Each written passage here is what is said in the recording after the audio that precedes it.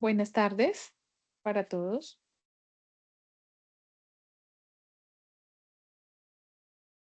Profe, no se le escucha.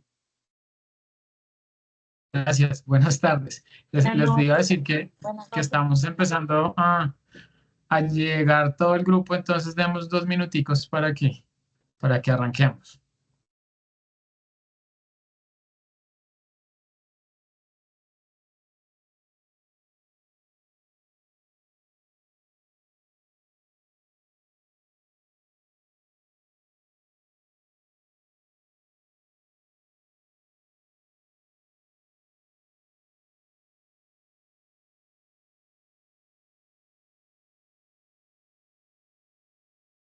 Profe, ¿será que le puedo escribir por el interno? Es que se me presentó una emergencia. Tengo mi hija que se cayó en el colegio y me toca llevármela a ver si le toman una radiografía como en el tabique. Entonces, pues yo me puedo ir conectada de aquí al camino, pero muy posiblemente no pueda estar en toda la clase, ¿sí? No, tranquila, primero lo primero, te hacemos llegar la presentación, hoy yo la presento, al final les comparto mi perfil de LinkedIn para que nos conectemos y podamos hablar o compartir información de todo lo referente a la propiedad horizontal y el derecho inmobiliario. Entonces, Mm, eh, por favor, primero lo primero, Gracias, profe. espero Bueno, que tu hija esté muy bien. bueno, vale, mil gracias. Bueno, hasta luego. Vámonos. Hola, muy buenas tardes a todos, ¿cómo están? Bueno, espero que estén muy bien. Para tranquilidad de todos, como esta es una clase de reposición, no se tomará asistencia. Entonces, pueden, o sea, ir tranquilos de que pues no contará como, o sea, como el régimen normal de asistencias para aprobar este curso. Entonces, pueden estar tranquilos en ese sentido. Gracias, Fabián, por la aclaración.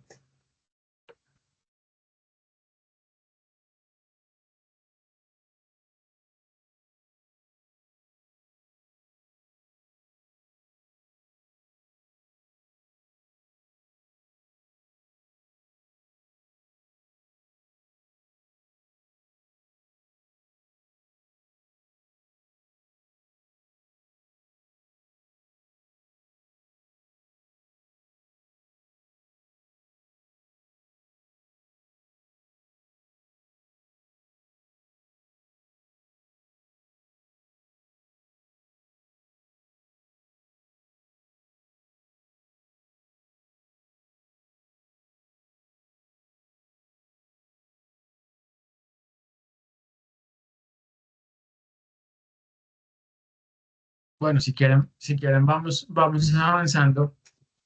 Primero, eh, ofrecerles excusas por lo que sucedió el jueves pasado, pero no sé si tuvieron la oportunidad de ver las noticias, que fue una falla general de Movistar, tanto en la red de fibra óptica como en la red móvil.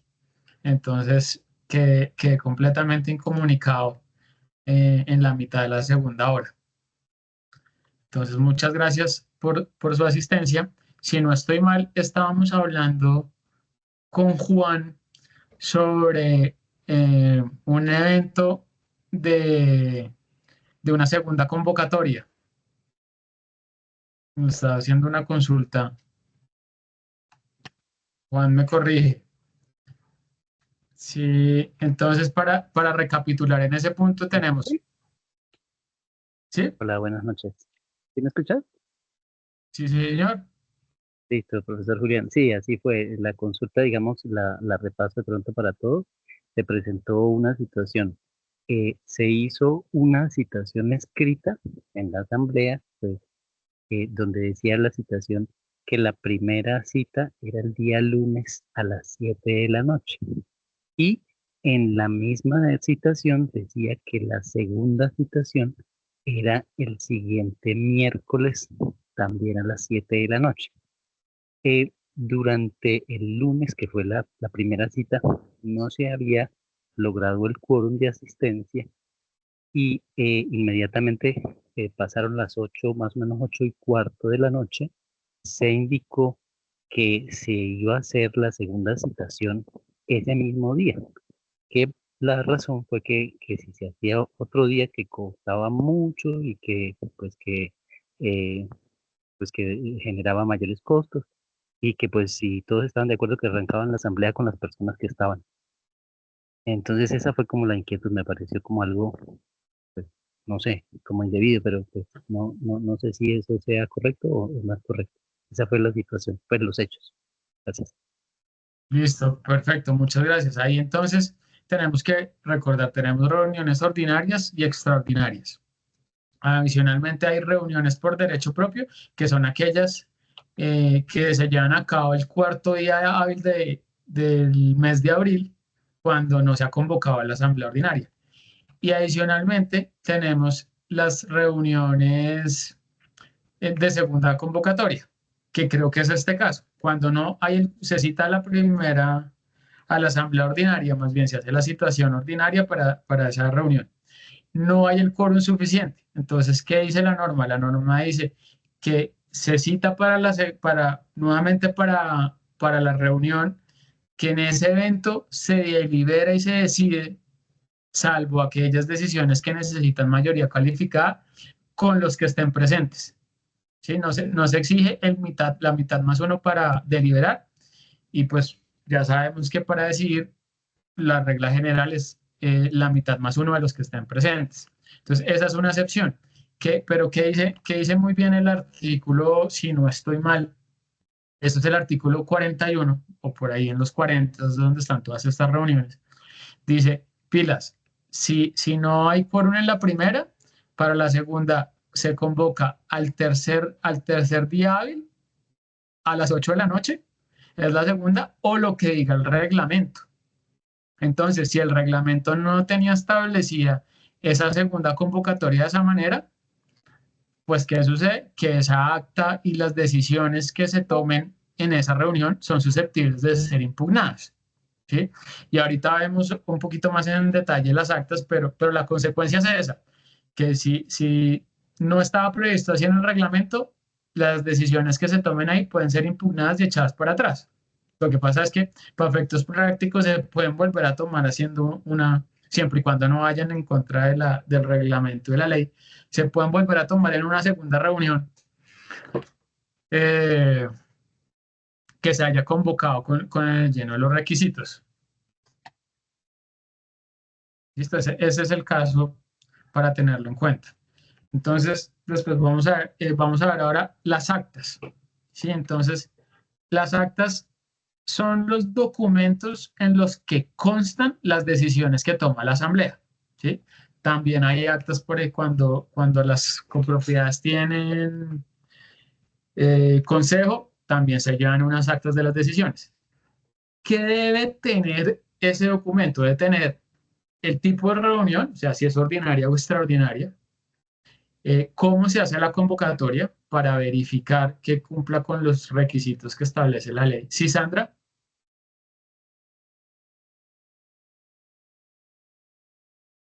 Gracias, profe. En nuestro caso, que es único dueño, pues nosotros hacemos un acta, digamos, anual y no tenemos consejo. Entonces, también nos exige la ley tener actas mensuales sobre las No, decisiones que vayan. claro, si no hay consejo, pues no hay que llevar las actas del consejo, pero de la asamblea, así es, hay que dejar constar esa es la prueba de que se hizo la reunión y las decisiones y todo. Así sea una persona, hacíamos el símil con las sociedades, con las SAS, así sean unipersonales, tienen la obligación de llevar el libro de actas y documentar todo año tras año. Sí es eso y eso es más un medio probatorio que los cubre de cualquier tipo de responsabilidad o sanción más adelante. Además, porque hoy en día son los únicos propietarios, pero esa situación puede cambiar en cualquier momento, ¿no? Pueden enajenar y pues hay que tener todo en legal y debida forma. Lo que pasa es que y entiendo la inquietud porque esto pues se vuelve un mero formalismo, pero lo exige la ley y hay que llevarlo. La recomendación es tener todo en orden, como exige la norma, llevar contabilidad y los libros de actas. Entonces, les contaba, las actas deben indicar el tipo de reunión, cómo se hizo la convocatoria, cuál es el orden del día, que como ya vimos el orden del día en las extraordinarias es sumamente importante porque únicamente se puede deliberar y decidir sobre ese orden del día. No se puede decidir sobre nada distinto.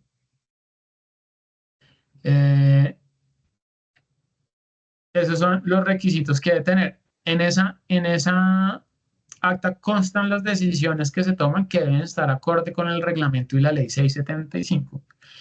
¿Y qué sucede en caso de que no estemos de acuerdo o evidenciemos que están contravía de la norma? El derecho que le asiste a todos los copropietarios, incluso al revisor fiscal y el administrador, es el de impugnar las actas. Eso es, para tener la completa claridad, es cuando está en contra del reglamento o de la ley 675. Aparte, hay unas disposiciones que se pueden declarar nulas, pero hay otras acciones legales. Pero esta acción de impugnación es única y exclusivamente sobre las decisiones que se toman en la reunión. Entonces, antes de iniciar el proceso de impugnación, hay que tener en cuenta que se puede delegar o se puede delegar un comité verificador del acta para que revise que las decisiones o lo que contiene el acta está acorde con la reunión. En ese caso, tendrán el tiempo que establezca en el reglamento, que no debe ser más de 20 días hábiles, y si no se dice nada, ese es el máximo término que da la norma para hacer esa revisión. ¿Sí? ¿Por qué? Porque además, después de esos 20 días hábiles, tiene el administrador la obligación de poner a disposición en un lugar visible, a disposición de los copropietarios, esa acta. Práctica común, pues cada vez que hay periodo de asamblea se empieza a dar todas las actas pegadas en la cartelera del ascensor. ¿Sí?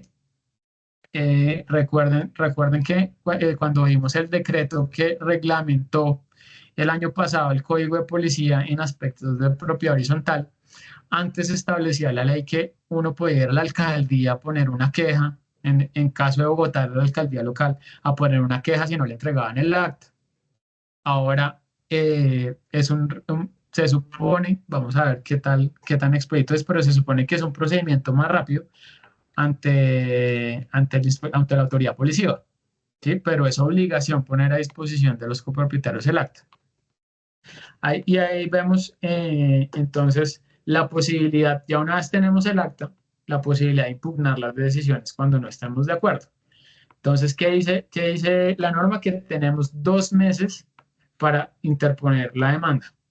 ¿Qué reto en la práctica se ve frecuentemente? Y es que no siempre los administradores son tan juiciosos, a veces incluso puede ser por una estrategia cuestionable, no entregan el acta a tiempo, y hay una creencia que si no se tiene el acta no se puede impugnar la decisión, pero como les decía, el acta es un medio de prueba, y en el evento que este tema se ha discutido ya bastante por las voces autorizadas, sobre todo en derecho procesal, que también les comparto un artículo ahora más adelante, y pues la norma, claro, el ideal es presentar el acta, que es la prueba, pero si no la tiene, pues esa carga se invierte, se presenta la demanda y dentro de la demanda se le pide al demandado, a la administración, que presente el acta para efectos probatorios. Por eso, si no se entrega el acta, no se puede olvidar, no se suspende el término de los 2 meses. Sí o sí hay 2 meses a partir de la publicación del acta. ¿Listo? Pues como ya vemos, esos son los límites que tiene el poder decisorio de la Asamblea. No puede ir más allá de la ley 675, no puede inventarse mayorías calificadas que estén por encima de las máximas que establece la ley 675, o sea, el 70%, y el 75% es la única excepcionalmente para temas de reconstrucción del edificio. Ahora vamos a ver los órganos de administración. Entonces, bueno, la Asamblea es el máximo órgano, haciendo el símil, siguiendo el ejercicio que de pronto resulta más ilustrativo y didáctico, es con las sociedades. Entonces, las sociedades de capital, las sociedades anónimas o las sociedades de acciones simplificadas, tienen sí o sí una asamblea de accionistas que puede ser uno solo. En la copropiedad tenemos una asamblea de copropietarios. En las sociedades pueden tener, no es obligatorio, pero pueden tener un órgano de administración intermedio que es las juntas directivas o comités directivos, ¿sí? Con las ciertas facultades que se le otorgan por estatutos y que le puede delegar la asamblea por los accionistas sin ir en contra de la ley. Entonces, aquí tenemos la asamblea de copropietarios y el consejo de administración como un órgano intermedio de administración y control. ¿Sí? Por ejemplo, siguiendo el símil de las sociedades, las juntas directivas aprueban o revisan ciertas decisiones, le tienen que autorizar ciertas actas de acuerdo a la naturaleza o la cuantía del acto a los administradores o al representante legal. Entonces, este órgano es obligatorio en conjuntos residenciales, comerciales o mixtos y en unidades residenciales que superen las 30 unidades, sin tener en cuenta ni los parqueaderos ni los depósitos, 30 unidades residenciales o habitables. Para las unidades que tengan menos de 30 unidades residenciales que tengan 30 es facultativo. En ese caso, en todo caso, ese órgano de administración tiene que estar conformado por un número impar, pues para que no haya una traba en la toma de decisiones. No sé si frente a este consejo hay alguna pregunta o algo en especial. Aquí normalmente se da siempre la discusión de si coadministran, no coadministran, pero pues es que su naturaleza es de administración y toman decisiones y tienen a cargo las decisiones. Entonces, tiene una responsabilidad solidaria de sus decisiones, al igual que el administrador, y los miembros del consejo responden por dolo, que es la intención, por culpa grave, que son descuidos duros, no está la culpa leve como el administrador, o sea que tienen un estándar de diligencia más bajito. Luisa. Buenas noches. Profe, es que hablando de esto, lo que usted dice, ¿no? Lo del dolo y las culpas, entonces, aquí nos sucedió que la administración, nadie se quiso postular para el consejo este año y la administración dijo que ella en otros sitios hacía así en esos casos, que ella seguía sola y que trimestralmente hacía una asamblea para como exponer cómo iba su gestión. En ese momento, sin tener consejo, se firmó un contrato, ellos firmaron un contrato por 200 millones para hacer unas obras, aunque la asamblea pues había votado que sí a las obras. Desde ahí han sucedido un montón de cosas muy como dudosas para todo el mundo. Y la administración lo que nos ha dicho es eso, fue su decisión. Entonces, como que toda la culpa la vuelca a la Asamblea General. Entonces, yo siento que queda como desprotegido el conjunto porque aunque la administración firmó ese contrato y lo ha manejado pues muy irregular, tanto que se venció ya el 19 de junio, el contratista sigue y no han terminado, pero no hay ningún vínculo contractual. Pero ellos todo dicen que es la Asamblea y que como que es culpa de la Asamblea. Entonces, no, pues no sé, yo tengo dudas, pero al escucharlo entiendo que es así. Bueno, ese es un caso muy interesante. Y una pregunta, creo que tú hiciste la consulta de los ejemplos entre culpa grave y leve y levísima la vez pasada. No, ¿No? sí, Ah, sí, bueno. creo que ¿Sí? sí. Listo, entonces aprovecho para el ejemplo. Entonces, dolo es la intención de generar el daño, o mejor dicho, la conciencia plena de que soy un irresponsable y tomo una decisión en contra de lo que dice el reglamento o la ley. La culpa grave es un descuido de cualquier persona ordinaria, no sé, que le puede pasar a cualquiera, no hay un estándar de diligencia alto. Ejemplo, se me olvidó pagar un servicio público, al administrador se le olvidó pagar un recibo, pues claro, él tiene responsabilidad porque pues es lo mínimo, ¿sí? Tienen que pagar los servicios. Y ya cuando hablamos de culpa levísima, es cuando es un nivel de diligencia muy alto. Lo que pasa es que la ley 675 le exige hasta la culpa grave al administrador. En cambio, en las sociedades comerciales hay una norma expresa que dice que los administradores en ese caso responden hasta por la culpa levísima. Entonces, un descuido que debe tomar una persona que tiene un conocimiento especializado.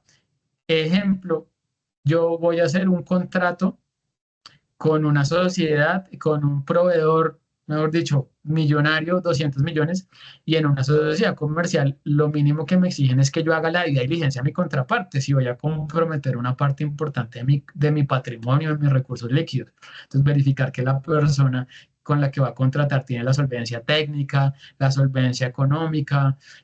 Hoy en día las normas de administración del riesgo de lavado de activos me exige tener muchas más verificaciones. Entonces, si no las hace esa persona, pues, pues esa es una conducta exigible a una persona que tiene un conocimiento especializado. Yo creo que debería así exigirse al administrador de propiedad horizontal, pero la ley 675 no llega hasta allá. Entonces, primero, para cerrar el ejemplo, espero que quede un poco más claro. Y segundo, frente al tema de la asamblea, yo creo que en este caso, la falta de asignación del consejo, creo que en este caso el administrador tiene un argumento muy importante, o sea, tendría que revisar más en detalle, pero creo que ella en principio tiene razón, porque es que los únicos que tienen la facultad de asignar y nombrar el consejo es la asamblea, y la asamblea es el principal órgano de administración, es el jefe de todos, es el que toma las decisiones y que tiene reservado tomar las decisiones más importantes. Y si la asamblea no cumple sus funciones, no se designa, pues entonces ahí es que cuántas unidades tiene el conjunto. 41 casas. Claro, sí, entonces eso es obligatorio, nada que hacer. Y ahí la responsabilidad pues recae entre todos como miembro, porque la asamblea está conformado por todos. Claro, independientemente que la persona, además si la asamblea facultó, yo ahí pensaría rápidamente que el que puede más, puede lo menos. O sea, si la asamblea es la que tiene la facultad y el poder para designar al consejo de administración, ¿sí? Y delegarle algunas funciones, pues puede tomar las decisiones más importantes. Ya aprobó la firma de ese contrato. Lo que pasa es que eso no releva al administrador de las obligaciones que tiene de ejecutar esos mandatos y verificar que el contrato esté cumplido, que no se venza, hacerle seguimiento y vigilancia al cumplimiento de las obligaciones del contratista o del proveedor. Sí, yo creo que ahí puede haber también otro análisis ya de las funciones propias del administrador, porque eso no lo releva en ningún caso de sus funciones propias, que la autorizó la asamblea, pues es un órgano ejecutor el administrador, y tiene toda la responsabilidad, Sandra. Gracias, profe. Pues la responsabilidad del conjunto, pues de no nombrar asamblea, se le dieron todo el poder, digamos, al administrador de hacer y deshacer lo que él tenga en bien sin ninguna supervisión. Ahora yo me pregunto, ¿es dónde está el contador y el revisor fiscal? El revisor fiscal es el que tendría que, digamos, revisar si los contratos están bien, si tienen el seguro, si el cumplimiento, las pólizas de cumplimiento, el valor del contrato y el seguimiento como tal. Entonces yo también le exigiría tanto al revisor fiscal como al contador, ya que no hay asamblea. Ya que no hay consejo, esa es una buena lectura. Lo que pasa es que no todas las unidades, todos los conjuntos están obligados a tener revisoría fiscal. En este caso, como es de solo vivienda, si no me falla la memoria, es facultativo. Ahorita lo revisamos en Pero detalle. es por el número de unidades, profesor. Yo creo que hasta 30, porque nosotros aquí, de hecho, eliminamos este año el revisor fiscal porque somos 26. O sea que sí hay obligación Excepto- después de 30. Sí, Miramos sí, perdón. rápidamente. Aquí, sí, profe, sí, aquí hay revisor fiscal, pero sí es una figura muy débil. Sí, se va a cambiar. Pero es que también uno empezó a escuchar comentarios que jamás de gente que nos decía que sí fue una falla porque puede que la asamblea no haya decidido, pero que la administradora como primera opción no debió haber dicho que ella tomaba pues esa función, sino como hacer una gestión, tratar de convencer y hacer una citación nueva para intentar con ese único objetivo. Pero pues no sabemos. Yo creo que esas son interpretaciones válidas, pero al final del caso, pues es que la responsabilidad, pues se le exige quien tiene el deber, ¿sí? Y el deber en ese caso, el deber lo tiene la asamblea y los copropietarios, porque puede que vuelva a ser la citación y no vuelvan a elegir, ¿sí? O sea, pues yo creo que ahí es difícil trasladarle la responsabilidad al administrador, pero vuelvo y digo, eso no lo releva de sus obligaciones propias de las funciones de administrador. Aquí dos manos levantadas, Sandra y Amantina. Y no puede, digamos, un copropietario, digamos, organizarse y decirle al administrador que una asamblea extraordinaria para nombrar el consejo, porque si en varios conjuntos que hay consejo, que hay revisor fiscal y hay contadora, te roban los recursos, no me imagino en esta ocasión sin una autoridad que le esté vigilando a ella, digamos, los montos a desembolsar y todo. Es terrible. Esa es nuevamente me parece que es una apreciación correcta porque pues aquí pasan muchas cosas. Yo que creo, uno, que esto es una decisión de la Asamblea Ordinaria, ¿sí? Esto es un nombramiento que está dentro de los aspectos ordinarios de administración del conjunto. Eh, y claro que se puede, de acuerdo con lo que establece la norma, pedir incluso el mismo administrador, no necesita, o sea, directamente lo debería hacer, el revisor fiscal sí existe, pero creo que ahí, independientemente de eso, quien está asumiendo el riesgo directamente son los propietarios al no sé, puede ser porque no están suficientemente enterados de las consecuencias que tiene no nombrar este órgano, ¿sí? O, o por qué razón, pero ellos son los que están, al no tomar esa decisión, están asumiendo la responsabilidad como órgano administrador, como conjunto. Amantina. Buenas, tengo una pregunta. ¿Qué pasa si hay un contrato que se debe cerrar y no se ha terminado, las obras no se han ejecutado completamente dentro del término? La administración tiene ahí una responsabilidad, está forzada, en qué momento hacer un otro sí, puede simplemente extenderlo y darle tiempo al contratista. Esa es una situación muy recurrente. Ya el análisis es o más bien, aquí hay que hacer análisis desde dos puntos de vista. Una, desde lo contractual.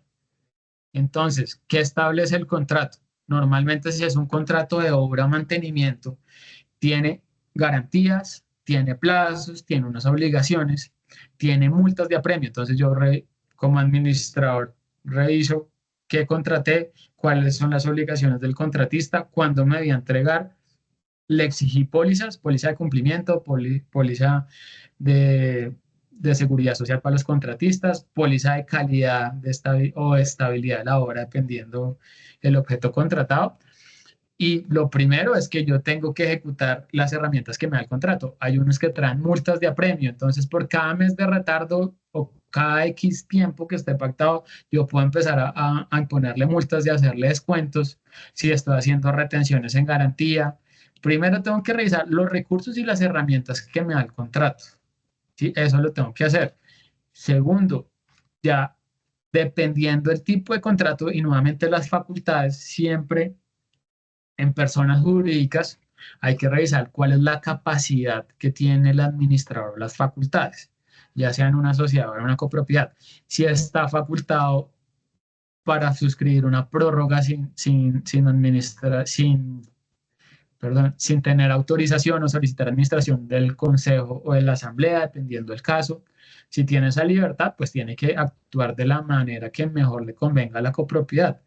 No siempre ejecutar las pólizas o declarar el incumplimiento es lo más conveniente. Estamos en una variable muy importante, y es cuál es el término de resolución de un conflicto en nuestro país. Entonces, el término promedio de un proceso son 5 años. ¿Sí? Entonces, pues ver si primero tengo la ejecución de las pólizas, que son mecanismos mucho más inmediatos, rápidos, con mayor seguridad, si las exigí o no, por qué no las exigí. Por eso digo que el análisis hay que partirlo en dos. Uno, desde el contrato propiamente dicho, y otro desde las facultades y deberes del administrador. Muchas gracias, muchas gracias. Y te hago otra pregunta. Nosotros, Claro. en ese tema de las responsabilidades del consejo, que pues hay una solidaridad, en este caso ejecutamos un contrato de facilitación y pues simplemente pues, como consejo permite que la administración actúe, ¿cierto? Salieron mal las cosas y estamos en pelea y resulta que nos dimos cuenta en el camino que no habían hecho las pólizas y alguien nos acusó de que como consejeros, si eso hubiera salido, pues si de todo no hubieran salido las pólizas, hubiéramos tenido que responder por nuestro patrimonio como consejeros. Eso es cierto. Como órgano de administración, puede haber una responsabilidad solidaria con el patrimonio por las decisiones que tomen en el ejercicio de sus funciones. Es probable. Claro, hay que ver, y nuevamente, cuando hacíamos el análisis de responsabilidad, los gestores, los administradores, el régimen de responsabilidad es de medio, ¿sí? No pueden asegurar un resultado. Entonces, hay que revisar el entorno. Por eso siempre hay que informarse, dejar documentadas las decisiones que se toman y con base en qué se tomaron y por qué resultaron en ese momento ser lo mejor para la copropiedad, ¿sí? Pero esa posibilidad es cierta, es posible, pero hay que demostrar que hubo dolo o culpa grave, ¿sí? Que hubo un descuido importante, que fueron descuidados o negligentes, o que de verdad había una mala intención. Y eso hay que probarlo, y eso no es fácil probarlo. Y por eso el consejo siempre es documentar y dejar por qué se tomaron las decisiones y por qué están actuando con diligencia. Muchas gracias. Luisa. Gracias. Es que como la compañera pone también el tema, entonces aquí sí, aquí a los 3 meses un grupo de propietarios se unió y también la ley contempla esa posibilidad. Se buscaron quienes apoyaran porque debe ser un porcentaje, ¿cierto? Y se solicitó una reunión extraordinaria y se nombró el consejo, pues que fueron las personas que encabezaron esa solicitud de extraordinaria. Y en cuanto al contrato, sí, también es que surgen tantas dudas, ¿no? Nos pasó lo que la compañera dice, ¿no? Ya se terminó, pero el contratista sigue presente, muestra interés en continuar, pero hay un abogado que dice que se va mucho al lado de eso, de la demanda, del incumplimiento. Es válido lo que se ha propuesto por algunos propietarios que con el fin de terminar las obras se haga una conciliación o una prórroga u otro sí, a pesar de que el contrato está vencido, porque el abogado dice que estando vencido, ¿cómo es posible que se haga una prórroga a algo que ya está terminado? Pero al ser como no un contrato estatal, sino privado, sería válido como hacer esas figuras, como dice como enfocándome en la pregunta que hizo la compañera. Claro, creo que el análisis, a veces los abogados adolecemos de un problema, y es que vemos todo desde el punto de vista muy teórico o normativo, ¿sí? Pero a veces las soluciones legales no son las más prácticas ni son las que representan el mayor beneficio para la copropiedad. Como les decía, pues lo lógico ante un incumplimiento es iniciar las acciones legales, pero pues yo me meto en una acción legal y fácilmente en una primera instancia me puede demorar entre 3 y 5 años. Si el asunto es de un valor importante, puede que tenga una segunda instancia y me puede demorar otros 3 o 5 años. Entonces me puede estar demorando entre 6 y 10 años pagando abogado y sin una solución. Y más si es un tema de obra, pues adicionalmente si demando el incumplimiento me toca contratar a otra persona para que termine. No lo puedo dejar ahí botado, ¿sí? Sin representar. Entonces, La posibilidad de hacer un otro sí para llegar a un arreglo directo y extender el plazo es viable, es completamente viable. Claro, pues como quien firma es el administrador y si ya hay esos problemas detrás, pues hay que verificar cuáles son las autorizaciones que necesitaría, pero creo que hay que ponerle, y por eso digo que esto es un tema de diligencia y poner el panorama completo a quienes toman la decisión, porque no necesariamente, si no hay pólizas, si voy a hacerle una reclamación a un contratista que está quebrado, o no sé, otro caso muy común, contraté con una SAS que el patrimonio son 10 millones de pesos, o sea, ese es el límite de responsabilidad que tiene, o los activos que están afectos a atender la responsabilidad, pues no hago ni el oso, estoy perdiendo el tiempo y dilatando más el asunto. Entonces hay varios aspectos legales y prácticos que hay que tener en cuenta para la toma de decisión y hay que dejarlos documentados para entender por qué se tomó esa decisión, porque por el retrovisor todos son generales expertos.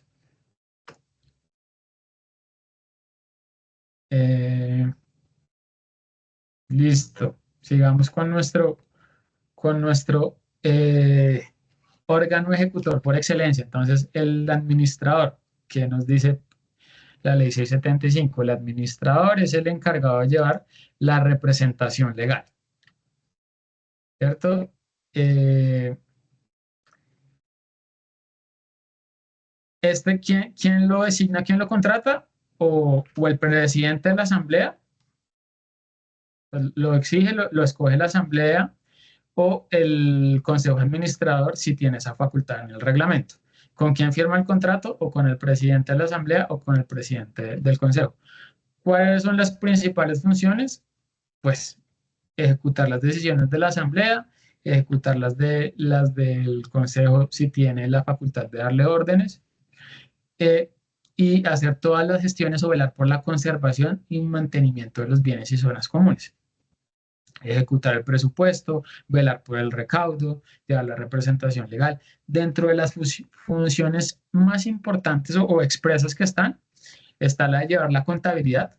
Nuevamente, como les decía, la contabilidad solo la puede llevar un contador, ¿sí? Que tiene unas condiciones especiales y que tiene que acreditar su profesión con la tarjeta profesional. Pero quien tiene la obligación de verificar que la copropiedad lleve la contabilidad es una obligación del administrador directamente, así no la lleve él. Y segundo, hay otro caso muy, muy interesante, creo que lo hablábamos la clase pasada con Camila, sobre el tema de las sanciones.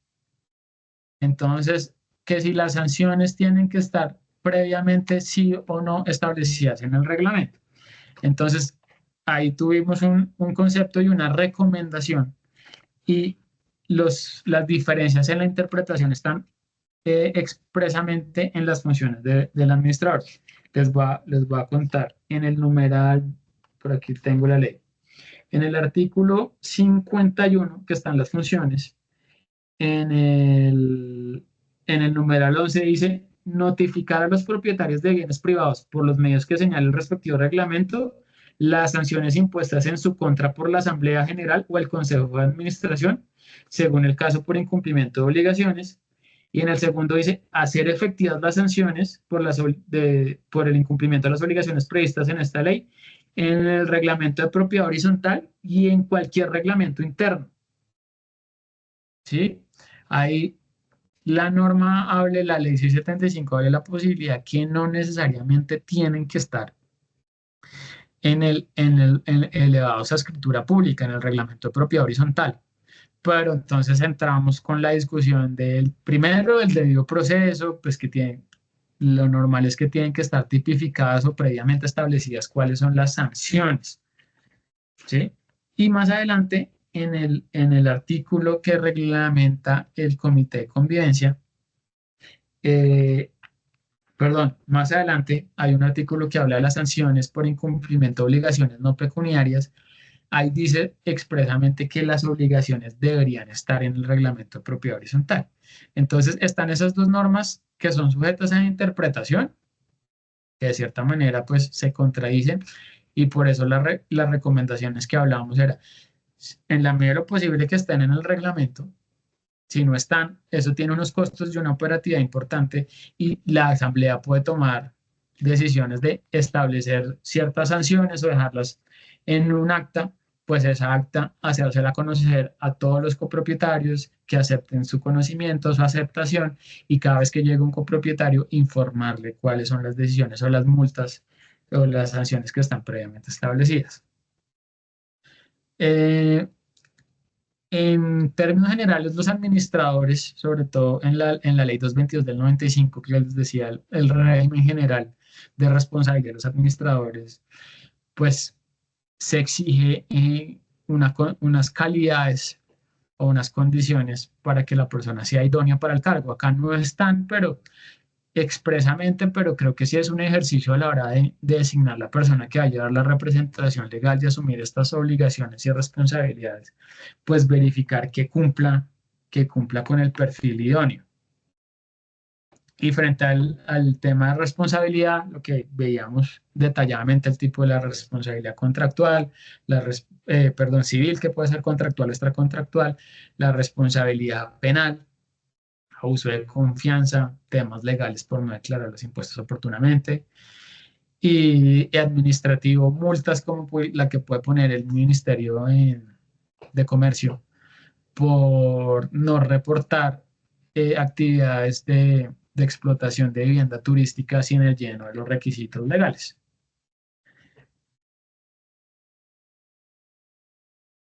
Revisor fiscal. Creo que en el grupo teníamos varios revisores fiscales. Entonces, sí o sí, obligatorio para copropiedades de naturaleza mixta o comercio.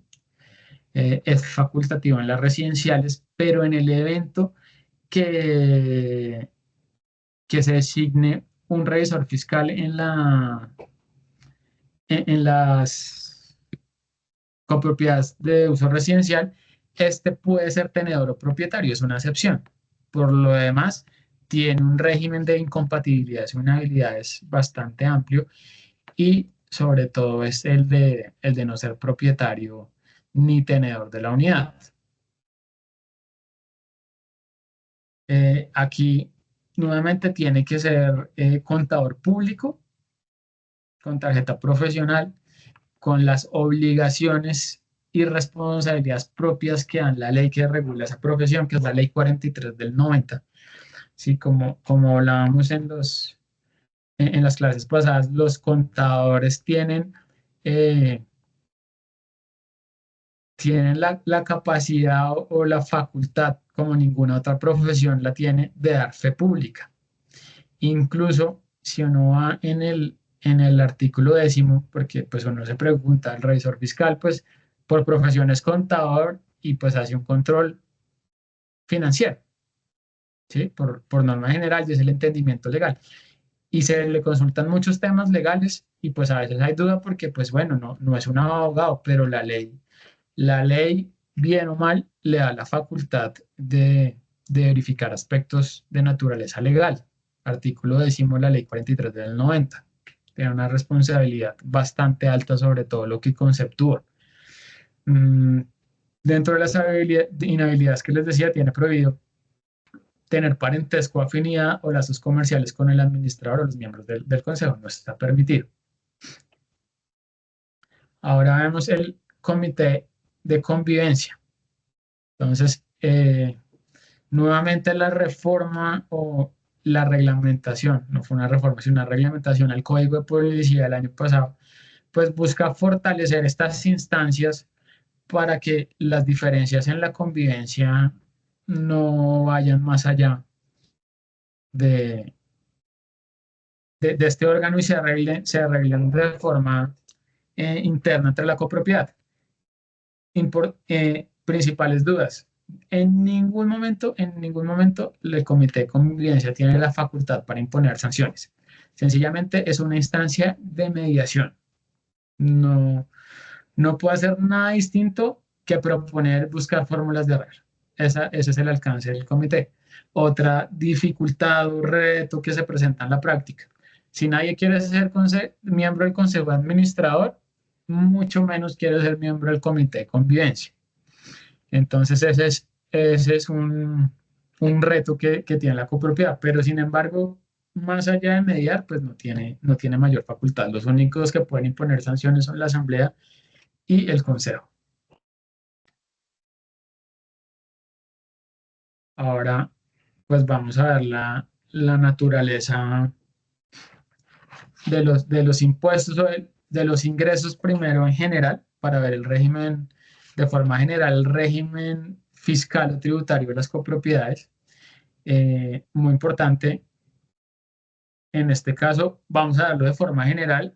Los temas contables y operativos van a ver un poco más en detalle, pero vamos a dar un brochazo. Entonces, ¿qué son los ingresos o la hacienda pública? ¿De dónde vienen sus ingresos? Entonces tienen impuestos, tasas y contribuciones. Impuestos son obligatorios, no hay una contraprestación directa, yo no tengo un beneficio por atender mi carga fiscal, y los principales es el impuesto de renta, que es la mayor fuente de ingreso o una de las mayores fuentes de ingreso del gobierno nacional, y el impuesto predial, que es también una de las mayores fuentes de ingreso de los órganos territoriales. ¿Sí? Ahí no hay una contraprestación directa. Yo no pago el predial y con eso no me arreglan la calle, ni me mantienen la fachada, ni nada que tiene que ver con mi propiedad, que es la que está grabada con el impuesto. Tenemos las tasas, que ese sí es una contribución por un servicio específico. El ejemplo por excelencia y el más fácil son los peajes. Y las contribuciones, que las vemos y sobre todo en la dinámica comercial inmobiliaria y en el día a día de las copropiedades, porque cualquier transacción que vaya a hacer sobre un inmueble, tengo que tener paz y salvos fiscales del impuesto predial y de las contribuciones por valorización. Las contribuciones por valorización tal vez son de las más complejas desde el punto de vista técnico para determinarlas, porque estas contribuciones van o están afectadas a la ejecución de una obra específica que va a representar un beneficio para mi propiedad o los vecinos de donde se va a ejecutar la obra. Y sin ese paz y salvo, pues no puedo disponer de mi unidad, ni grabarla, ni disponer, no puedo hipotecarla ni venderla.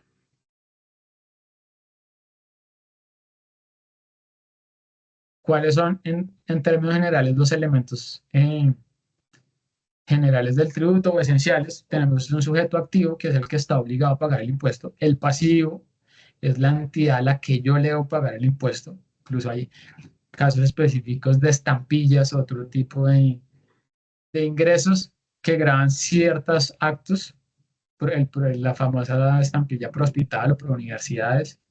El hecho gravable, que es el supuesto de hecho. ¿Sí? Aquí el ejemplo que están en la presentación es los ingresos para el impuesto de renta. Pues lo que me grava el impuesto de renta es el ingreso a la utilidad que tengo en mis ingresos. La base gravable es la cuantía. Ejemplo, el predial. ¿Cuál es la cuantía? El avalúo catastral de mi inmueble. Esa es la cuantía sobre el cual se va a calcular el impuesto, y la tarifa es el porcentaje de esa cuantía que yo tengo que pagar. Si es el 1, el 2, el 3%, impuesto de renta, personas jurídicas 35%, ganancia ocasional 15%, esas son las tarifas. Julián, una pregunta. Esa tarifa la impone el Consejo Municipal, ¿cierto? La del impuesto predial. Sí, el impuesto predial es un tributo territorial, está a cargo del Consejo, quien establece los elementos del tributo, con unas limitaciones que vamos a ver más adelante de forma muy rápida. Creo que está, verdad, es que esperar si está, sí, creo que acá está. Y si no volvemos, pero básicamente hay una ley que establece que las tarifas pues son facultativas del Consejo. Lo que cambia es el incremento de los avalúos. Entonces, no sé si vieron a comienzo de año que hubo, ni siquiera sí, cuando se empezó a liquidar el predial de este año. El predial se hace efectivo el 1 de enero del año grabable, ahí nace la obligación, y normalmente se liquida a partir de finales de enero, febrero, empiezan a liquidar y enviar los prediales y uno tiene plazo para pagarlo como hasta mitad de año, pero si lo paga antes, tiene derecho a un descuento. Pero hay unas limitaciones por norma, una ley del 99, perdón, del 2019, que establece que en principio el avalúo catastral no puede superar el 50% del año anterior y también tiene unas normas especiales. El avalúo catastral o el impuesto para calcular el impuesto predial para las viviendas de interés social no puede superar el IPC. ¿Sí? Y hay otras limitaciones y también hay unas excepciones que son muy propias de nuestro país. En Bogotá y en las grandes ciudades hay catastros descentralizados que tienen que actualizar la información, pero en otros municipios remotos, en las provincias, hay un atraso importante y hay inmuebles que no están identificados en el censo catastral o que tienen mejoras o construcciones que no están tampoco grabadas catastralmente y desde hace muchos años. Es fácil llegar a un municipio que tiene atrasos de 10 o 20 años en la información catastral. Entonces, cuando se actualiza y se incorpora por primera vez un inmueble o unas mejoras, no aplican esos topes y ahí es cuando llegamos a todas estas manifestaciones, pues que llegaron últimamente porque pues es un atraso. Creo que si hay una culpa del Estado y habría que revisarlo cómo se atiende esa contingencia para que no sea tan gravoso, pero hay unas excepciones en las cuales sí se permite tener incrementos superiores. El impuesto sobre la renta y complementarios. Entonces, por regla general, artículo 33 de la ley 675, las copropiedades no tienen la calidad de contribuyentes. Esa era la norma general que aplicaba desde el 2001. Entonces, no son contribuyentes de impuestos nacionales ni territoriales, no aplicaba el ICA, no son sujetos de ICA, ni declaran renta. En el 2016 hubo una reforma tributaria, de las que tenemos todos los años, hasta 2 veces, y entonces estableció que si había una actividad comercial permanente en la explotación de zonas comunes que representaban un ingreso, pues se volvía contribuyente al impuesto de renta respecto a esos ingresos. ¿Sí? Entonces eso hay que revisarlo. Ejemplo, en los centros comerciales, pues explotan las zonas comunes, se pone la islita, el parqueadero, y pues cuando es una copropiedad de destino o de naturaleza mixta comercial, pues creo que hoy en día actúa casi que idéntico que a una sociedad comercial. ¿Sí? Tiene que facturar el IVA en el parqueadero, tiene que declarar el ICA sobre los ingresos y todos esos. Julián, una pregunta, si la copropiedad cobra por el uso, por ejemplo, del salón comunal o del gimnasio, eso o sea, por ese servicio tiene que cobrar IVA. Si es una PH de uso residencial exclusivamente, pero cobra por utilizar esas zonas. Para los propietarios o tenedores, no debería cobrar esas actividades. Entonces, aquí es el tema que sigue. El impuesto sobre el impuesto al valor agregado. Entonces, están grabados productos y servicios. ¿Qué dice? Grabadas con IVA, alquiler de espacios, que creo que es este ejemplo, cuando es a terceros. ¿Sí? Concesiones comerciales de áreas comunes, pues es más de centros comerciales, pero es la misma que alquiler, o sea, por efectos prácticos, concesión de espacios. Y servicio de parqueadero, pero aquí la diferencia es cuando es a terceros. Cuando es por parte de los residentes, que puede ser ahí entra la calidad propietario tenedor, no está grabado con IVA. ¿Sí? O cuando se cobran algunos o se efectúan algunos mantenimientos que se contratan por aparte, pero están dentro del presupuesto, pues ahí tampoco no aplica el IVA. Julián, una cosa, por ejemplo, si un conjunto residencial puramente, convirtió un área común en un parqueadero, por ejemplo, de motos, en ese caso. Claro, si presta el servicio de parqueadero y es comercial, pues está grabado con IVA, No, no, independientemente no, de que pero haya. es residencial y se convirtió una zona común en parqueaderos, pero para los propietarios. Sí, no, pues en ese caso no, pues es una zona, lo que dice es que se volvió una zona común de uso exclusivo. Lo que pasa es que toca ver si hizo pues la afectación y todo el proceso en debida forma, pues para no tener diferencias, pero ahí la diferencia es que hay una zona común, como los parqueaderos en general, que ya saben que hay unas reglas especiales. Ahorita les comparto o revisamos qué información les compartí en el Drive, pero en las buenas prácticas y lo que exige cuando uno comercializa proyectos de vivienda, tiene que establecer si los parqueaderos son unidades privadas con folio de matrícula inmobiliaria independiente o zonas comunes. Aquí teníamos una zona común general y se le asignó el uso exclusivo a ciertos propietarios y me imagino que hay una contraprestación interna. Como es para el uso de los propietarios y los tenedores, no debería estar grabado con IVA. Eso sí, en las demás pues, implicaciones técnicas y legales que puede tener esa modificación.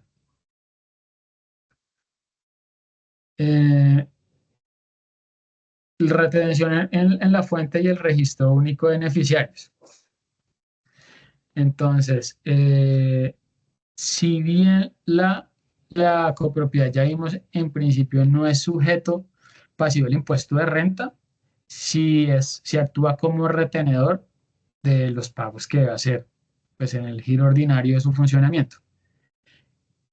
El impuesto de industria y comercio, pues está excluido pues primero es un impuesto territorial, grava actividades comerciales y está excluido para copropiedades netamente residenciales.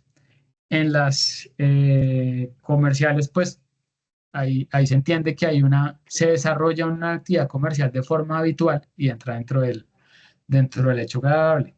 Y ya para darle la palabra a Juan, les cuento, el registro único de beneficiarios finales es una obligación de reportar quién tiene el poder de decisión y es el beneficiario final, tanto en personas jurídicas con y sin ánimo de lucro, y la obligación de reportar es de reportar quién tiene más del 5%, de acuerdo con una resolución de la DIAN. Eso es sujeto a actualización y hay que estarlo revisando.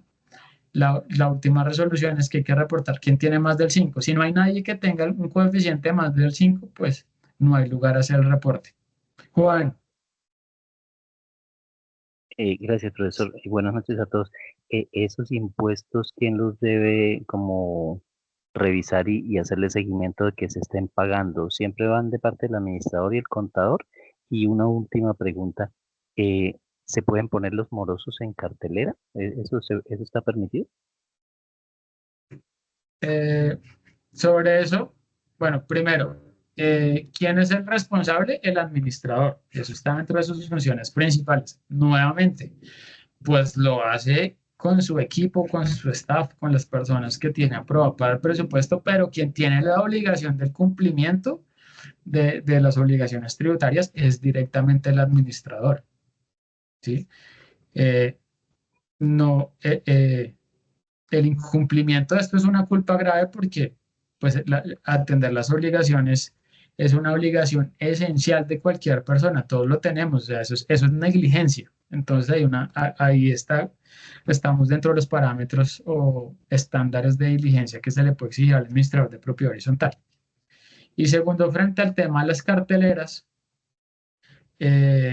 pues en principio era una práctica muy usual y todo hasta hace muy poco en lugares públicos y visibles. Ese ha sido un tema que ha tenido un desarrollo más a nivel jurisprudencial y lo que se ha dicho es que no las sanciones porque es una sanción por el incumplimiento de obligaciones pecuniarias, no pueden ir en contra de la dignidad y el buen nombre de las personas, aunque yo considero pues, que es información real. Lo que se hace hoy en día, lo que he dicho, es que no estar en lugares a que no tengan acceso, que sea poco probable que tengan acceso los visitantes o terceros, personas que no estén directamente vinculadas con la copropiedad. Evitar poner nombres, sino poner las unidades, por ejemplo, no poner nombres directamente. Es una práctica que se sigue usando y que se tienen como esas medidas de precaución, ¿sí? No está completamente prohibido, pero sí dice que no debe ir en contra de la dignidad de la persona. Entonces lo usual es que se excluyen los nombres, se dejan las unidades y se ponen en unidades en lugares donde no tengan, o es poco probable que tengan acceso a terceros. Porque a la final, pues esa es una información que le interesa a todos los copropietarios que tienen haciendo nuevamente el símil con las sociedades, pues como accionistas es una información que les interesa y que es importante porque ahí pueden estar los ingresos que hacen falta para atender las necesidades de la copropiedad, ¿sí? Pero con esas pautas que habla la jurisprudencia se puede hacer. Los impuestos territoriales el por excelencia que aplica para la copropiedad es el impuesto predial, pues que creo que ya lo explicamos con varios ejemplos. Aquí hay dos temas importantes. Artículo 16 de la ley 675 establece que las zonas comunes que se identifican con el folio de matrícula del predio matriz no se liquida un impuesto predial independiente, sino que el predial de las zonas comunes va incluido en el porcentaje del coeficiente de cada unidad privada. O sea que yo con el predial de mi apartamento estoy pagando el pedacito del predial que le corresponde a las zonas comunes. Eso es por ley 675 está establecido así. Ahí hay problemáticas usuales o comunes. Cuando hay un atraso en nuestras autoridades o en la información catastral, muchas veces se demora en incorporar el desenglobe de la propiedad horizontal en la información catastral, que es la que jalan normalmente, la información que jalan las secretarías de Hacienda para liquidar el impuesto predial. Entonces, normalmente se presentan diferencias ahí con las constructoras. ¿Qué ha pasado en la práctica? Que la constructora asume ese predial mientras se hace esa actualización y se liquida bien. Desde mi punto de vista, eso es un pago de lo no debido, porque quien tiene la obligación o el sujeto pasivo es el propietario. Y pues si ya hubo transferencia a 1 de enero, pues el propietario del inmueble es el que tiene que pagar el impuesto. Ahí pues hay varias opciones, las constructoras después piden la devolución, después Hacienda hace el cobro a los propietarios. Normalmente eso pasa mucho tiempo después, entonces Hacienda ya se queda sin acción para cobrar a los propietarios, pero pues es una diferencia usual, sobre todo en copropiedades nuevas. Y sobre los límites legales del interés. Lo que ahí que mencionas que no hay un desenglobe, yo estoy en una copropiedad que es comercial, pero ahí no hay un desenglobe, hay una sola ficha catastral. Lo que hace es la constructora paga el impuesto, pero después se lo cobra, o sea, ellos saben cuál es como el coeficiente de copropiedad y después pasa una factura cobrándole a cada propietario que le haga un reembolso a la constructora. Sí, desde mi punto de vista, creo que es una solución acorde a la norma, porque como lo estábamos viendo en los elementos del tributo, quien es obligado a pagar el impuesto predial es el propietario. Entonces, si la constructora ya transfirió, pues no tiene esa obligación, pero como ahí la problemática es práctica, en el censo catastral o en la ficha catastral aparece todavía el constructor, le están liquidando el impuesto. Yo creo que esa es una solución práctica que creo que le soluciona el problema a todos conforme a lo que establece la ley.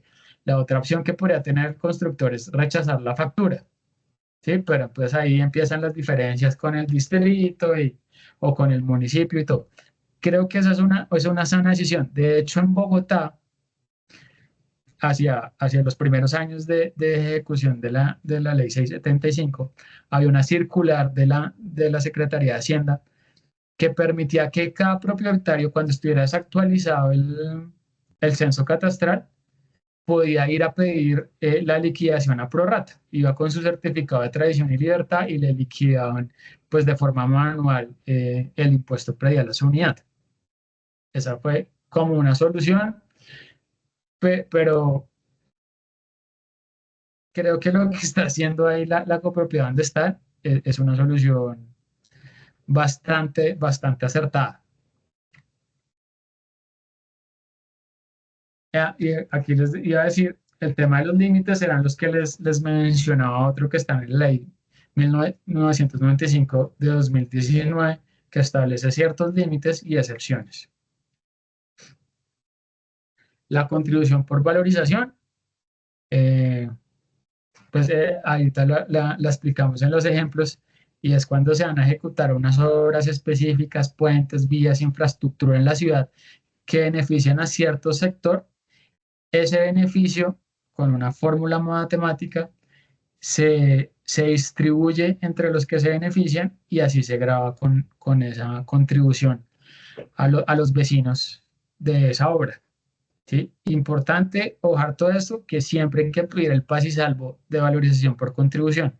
Hay municipios pues que no están ejecutando estas obras. Hoy en día la infraestructura de la ciudad crece más a través de cargas urbanísticas, lo que explicábamos al principio, o sea, se la trasladan al constructor. Entonces hay muchos municipios donde no se dan, no se liquidan, y lo que hacen es que sacan unos paz y salvos o unas circulares de forma general donde dicen que para tal periodo no se está liquidando contribución por valorización, y ese es el soporte que le sirve a la notaría si uno necesita hipotecar o transferir el inmueble.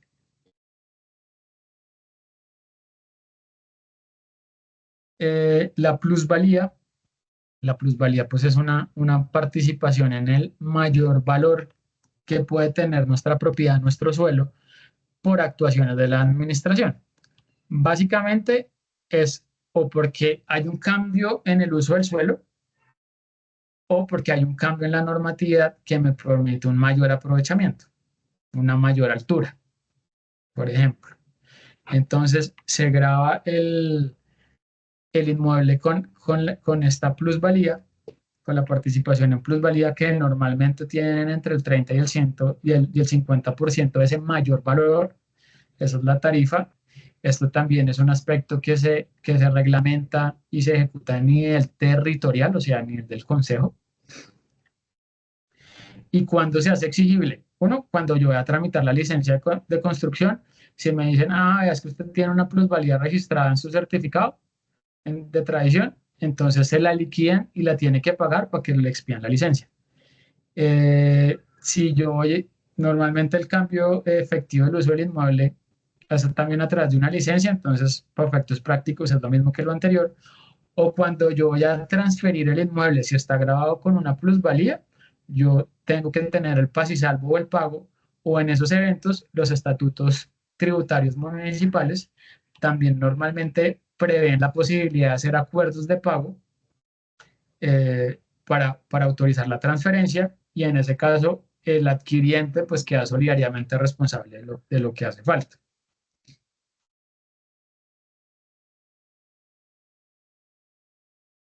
Y con esto, señores, pues terminamos nuestro primer módulo. Les agradezco mucho su atención y su participación. En el Drive van a encontrar esta presentación, que creo que es la única que hace falta cargar. Adicionalmente, hay varias presentaciones sobre la materia, una sobre la historia, otra sobre buenas prácticas del Ministerio de Vivienda. Van a encontrar la norma técnica sectorial del sector inmobiliario para la administración de propiedades horizontales, un modelo de artículo en los reglamentos de propiedad horizontal que tiene autorizada la vivienda urbanística, una minuta de reglamento de primer nivel, que lo vimos, y la sentencia que vimos importante sobre la liquidación de las expensas comunes liquidadas sobre inmuebles no construidos, y otro par de documentos. Yo le voy a pedir a Fabián, por favor, que le comparta mi perfil de LinkedIn para que quedemos en contacto y por ahí pues podamos revisar temas de interés sobre esta materia. No sé si hay alguna duda, comentario o sugerencia para mejorar este curso. Bienvenidos todos.